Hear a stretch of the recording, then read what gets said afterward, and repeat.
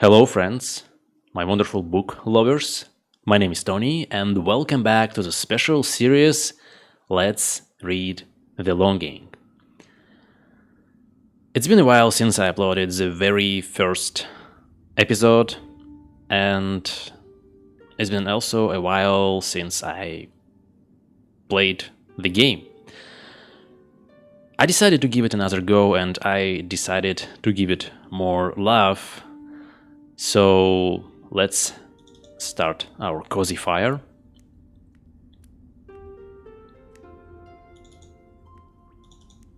Come on, dude.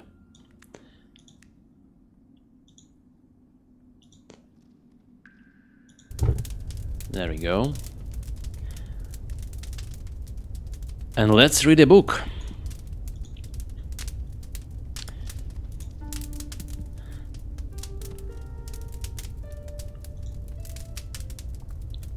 So for today I decided to pick Poems Part 2.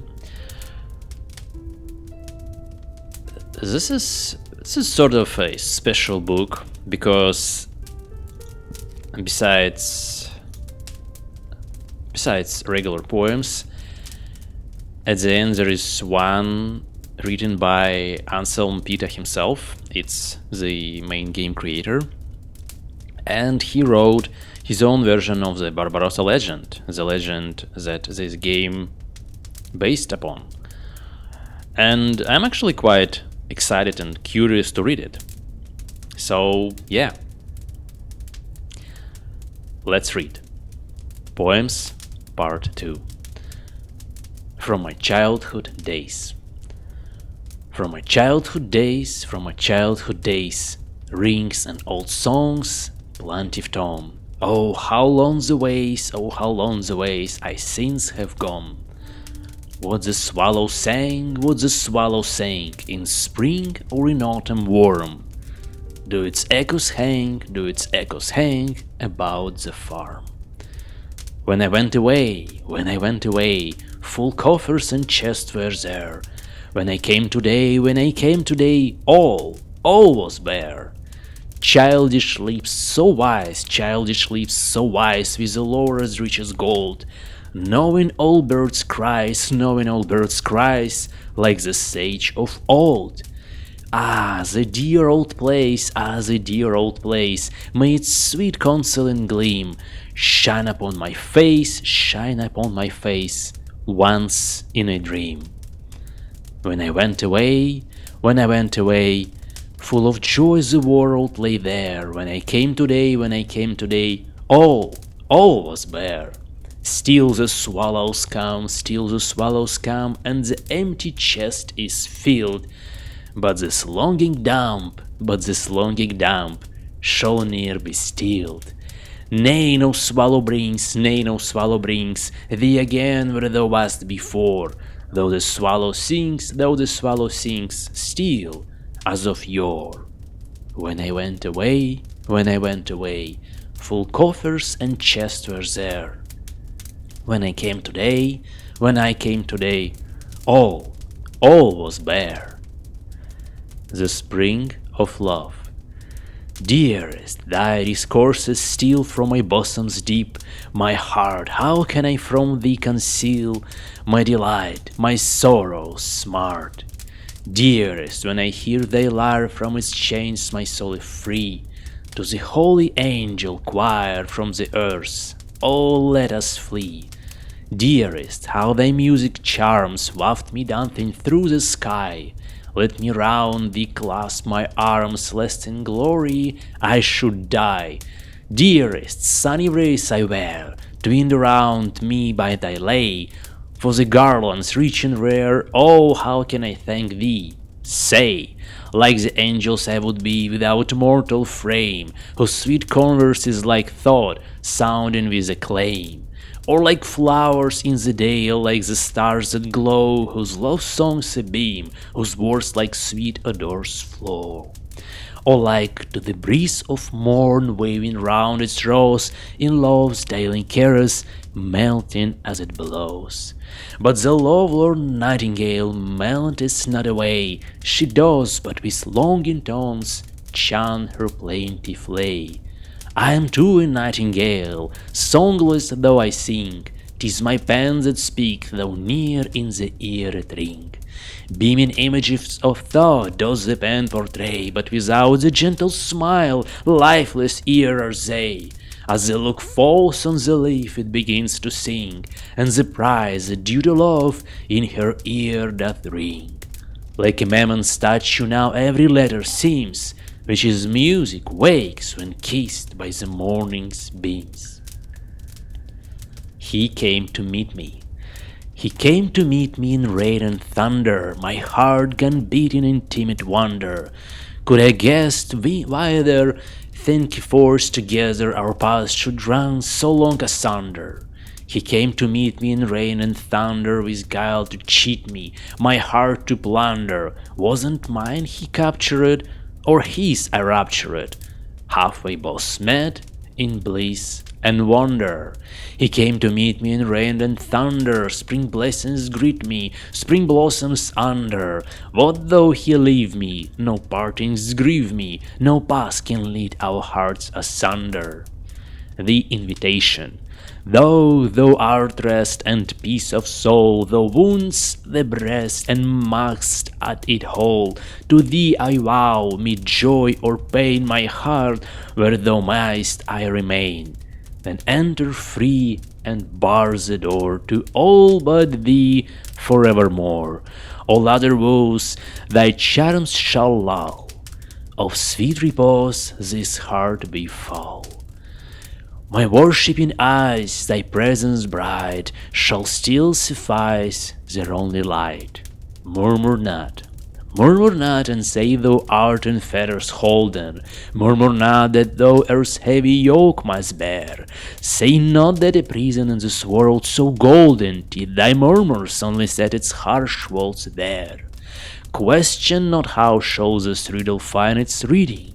It will solve itself full soon without thine aid. Say not love has turned his back and left thee bleeding. Whom hath love deserted, hast thou heard it said? If death tries to fright thee, fear not beyond measure. He will flee from those who boldly face his frown. Hunt not thou the fleeting deer of worldly pleasure, lion it will turn and hunt the hunter down. Chain thyself no longer hard to any treasure. Then thou shalt not say thou art into fetters thrown. Evening dawned. I stood on the mountain summit at the hour when the sun did set. I marked how it hung o'er the woodland the evening's golden net. And with the dew descending in peace on the earth there fell, and nature lay hushed in quiet at the voice of the evening bell. I said, O heart, consider what silence all things keep, and with each child of the meadow prepare thyself to sleep. For every flower enclosing in silence its little eye, and every wave in the brooklet more softly murmurs by. The very caterpillar has nestled beneath the weeds. All wet with dew now slumbers the dragonfly in the reeds. The golden beetle has laid him in a rose-leaf cradle to rock. Now went to the nightly shelter the shepherd and his flock.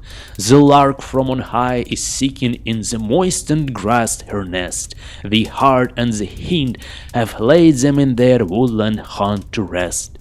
And whoso owneth a cottage to slumber has laid him down, and he that roams among strangers and dreams shall behold his own. And now does a yearning seize me at this hour of peace and love, that I cannot reach the dwelling, the home that is mine above. Chatter.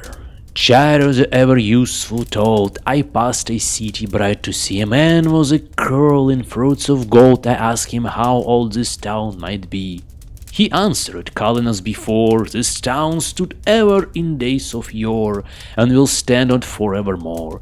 500 years from yonder day I passed again the self-flame's way, and of the town I found no trace. A shepherd blew on a reed instead. His herd was grazing on the place. How long? I asked. is the city dead? He answered, blowing as before, the new crop grows, the old one o'er. This was my pasture evermore. 500 years from yonder day I passed again the self-same way. A sea I found, the tide was full. A sailor emptied nets with cheer, and when he rested from his pull, I asked how long that sea was here. Then laughed he with a hearty roar, as long as the waves have washed this shore, they fished here ever in days of yore. 500 years from yonder day I passed again the self-same way. I found a forest settlement, and o'er his axe a tree to fell I saw a man in labor bent. How old this wood, I bade him tell. 'Tis everlasting, long before I lived and stood in days of yore, he quoth, and shall grow evermore. 500 years from yonder day I passed again the self-same way. I saw a town, the market square was swarming with a noisy throng. How long, I asked, has this town been there, where a wood and sea and shepherd's song? They cried, nor heard among the roar, this town was ever so before, and so will live forevermore. 500 years from yonder day I want to pass the self-same way. At 40 years. When for 40 years we have climbed the rugged mountain, we stopped and backward gaze. Yonder still we see our childhood's peaceful fountain and youth's exulting strays. One more glance behind, and then, new strength acquired, staff grasped, no longer stay. See a further slope, a long one still aspiring ere downward turns away. Take a brave long breath, and toward the summit heed thee. The goal shall draw thee on when thou thinkst it at least. The destined end is near thee. Sudden the journey's done. Before the doors. I went to knock at riches' door. They threw me a forcing the threshold o'er. To the door of love did I then repair, but 15 others already were there. To honor's castle I took my flight. They opened to none but to belted night. The house of labor I sought to win, but I heard a walling sound within. To the house of content I sought the way, but none could tell me where it lay. One quiet house I yet could name, where last of all I'll admittance claim. Many the guests that have knocked before, but still in the grave there is room for more. I like that one. The pilgrim before St. Just's. 'Tis night, and tempests whistle o'er the moor. O Spanish father, ope the door, deny me not the little boon I crave, thine odorous vesture and a grave. Grant me a cell within thy convent shrine. Half of this world and more was mine. The head that the tonsure now stops down was circled once by many a crown. The shoulders, fretted now with shirt of hair, did once the imperial ermine wear. Now am I as the dead ere death is come, and sink in ruins like old Rome. The grave of Alaric. On Bucenta's grassy banks a muffled chorus echoes nightly, while the swirling eddies answer and the wavelets ripple lightly. Up and down the river, shades of Gothic warriors watch her keeping, for they mourn their people's hero Alaric with sobs of weeping. All too soon and far from home and kindred here to rest, they laid him, while in youthful beauty still his flowing golden curls arrayed him. And along the river's bank 1,000 hands with eager striving labored long, and another channel for Bucenta's tide contriving. Then a cavern deep they hollowed, in the riverbed depleted place serene the dead king, glad in proof upon his charger seated. O'er him and his proud array the earth they filled and covered it loosely, so that on the hero's grave the water plants would grow profusely. And again the course they altered of Bucenta's waters troubled. In its ancient channel rushed the current foamed and hissed and bubbled. And the Goths in chorus chanted, "Hero, sleep! Tiny fame immortal Roman greed shall ne'er insult nor break thy tomb's most sacred portal." Thus they sank, and pins sounded high above the fight's commotion. Onward roll Buzentos waves, and bear them to the farthest ocean. Remorse. How I started up in the night, drawn on without rest or reprieval. The streets with their watchmen were lost to my sight, as I wandered so light in the night, through the gate with the arc medieval. The Millbrook rushed from its rocky height. I leaned o'er the breach in my yearning. Deep under me watched I the waves in their flight, as they glided so light in the night, yet backward not one was returning. O'erhead were revolving so countless and bright the stars in melodious existence, and with them the moon, more serenely beat-eyed, they sparked slow light in the night through the magical measureless distance.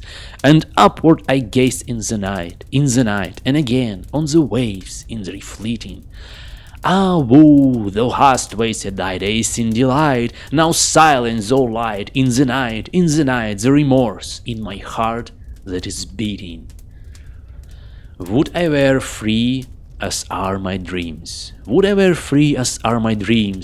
sequestered from the garish crowd, to glide by banks of quiet streams, cooled by the shadow-drifting cloud. Free to shake off the weary weight of human sin and rest instead on nature's heart, inviolate all summer singing o'er my head. There would I never disembark, nay, only graze the flowered shore to pluck a rose beneath the larks and go my liquid way once more, and watch far off the drowsy lines of herded cattle crop and pass, the vintages among the vines, the mowers in the dewy grass. And nothing would I drink or eat save heaven's clear sunlight and the spring of earth's own welling waters sweet that never make the pulses sting. Sonnet. Oh, he whose pain means life, whose life means pain, may feel again what I have felt before. Who has beheld his bliss above him soar, and when he sought it fly away again. Who in labyrinths has tried in vain, where he has lost his way to find a door. Whom love has singled out for nothing more than with despondency his soul to bane. Who begs each lighting for a deadly stroke, each stream to drown the heart that cannot heal from all the cruel stabs by which it broke. Who does begrudge the dead they beds like steel, or they're safe from love's beguiling yoke. He knows me quite, and feels what I must feel. And now, this is a poem that Anselm Peter wrote himself. Let's read it. The King. The ancient king of souls, unnamed, the Kaiser great, within the castle cavern sits in enchanted state. He did not die, but ever waits in the chamber deep, where hidden under the well he sat himself to sleep. The splendor of the empire he took with him away, and back to earth will bring it when dawns the promised day. To end all fear and longing he shall rise when time has come. Taking the world within him to final Armageddon, he beats his shade in slumber.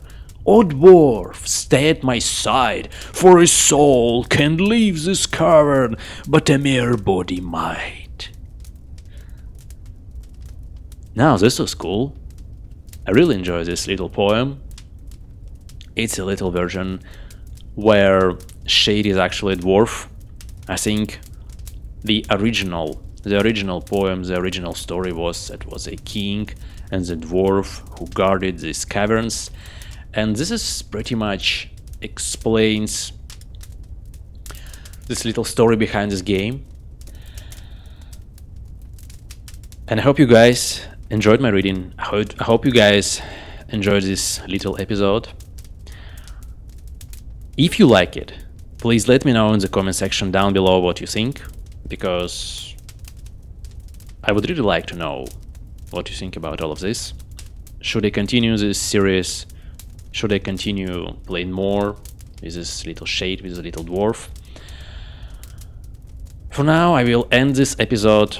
I have to say, I have missed this little guy, this little shade. I have missed this little game. It's beautiful, it's wonderful.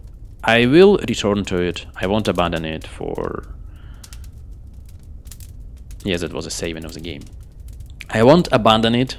So, for few those of you, don't you worry. I will continue this series. I will play it and record it till the end.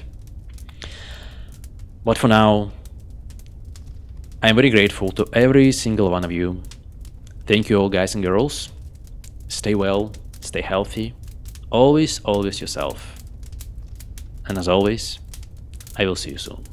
Bye bye.